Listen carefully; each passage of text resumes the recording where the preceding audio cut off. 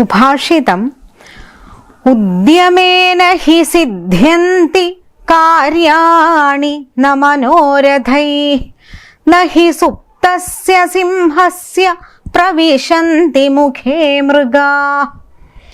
ഉദ്യമേന he സിദ്ധ്യന്തി കാര്യാണി ന മനോരഥൈഃ ന he സുപ്തസ്യ സിംഹസ്യ പ്രവിശന്തി മുഖേ മൃഗാഃ.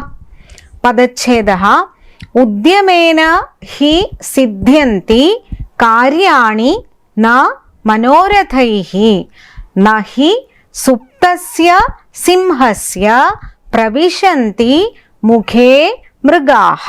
പദച്ഛേദം ഒന്നും കൂടെ നോക്കാം.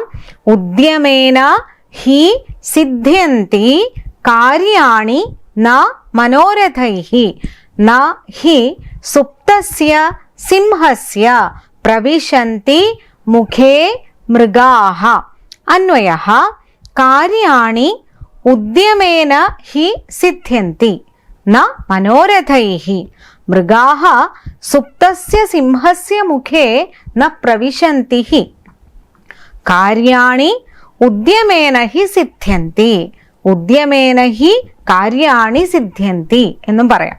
ന മനോരഥൈഃ മൃഗാഃ സുപ്തസ്യ സിംഹസ്യ മുഖേ ന പ്രവിശന്തി. അർത്ഥം നോക്കാം. ഉദ്യമേന ഹി പരിശ്രമം കൊണ്ടു മാത്രമാണ് കാര്യാണി സിദ്ധ്യന്തി, കാര്യങ്ങൾ സിദ്ധിക്കുകയുള്ളൂ, കാര്യസിദ്ധി ഉണ്ടാവുകയുള്ളൂ. ന മനോരഥൈഃ മനോരാജ്യം കണ്ടതുകൊണ്ട് മാത്രം നമുക്കൊന്നും നേടാനാകില്ല.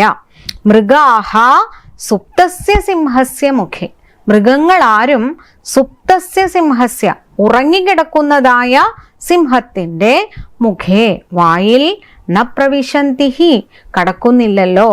ഉറങ്ങിക്കിടക്കുന്ന സിംഹത്തിന്റെ വായിൽ മൃഗങ്ങൾ ആരും ചെന്നു കയറുകയില്ല. ആ സിംഹത്തിന്റെ വായിലേക്ക് ആരും പ്രവേശിക്കാറില്ല. അതുകൊണ്ട് പരിശ്രമം കൊണ്ട് മാത്രമേ കാര്യസിദ്ധി ഉണ്ടാവുകയുള്ളൂ. പരിശ്രമിച്ചുകൊണ്ടേ ഇരിക്കണം എന്ന ഒരു സന്ദേശമാണ് ഈ ശ്ലോകത്തിൽ നിന്നും പഠിക്കാനുള്ളത്.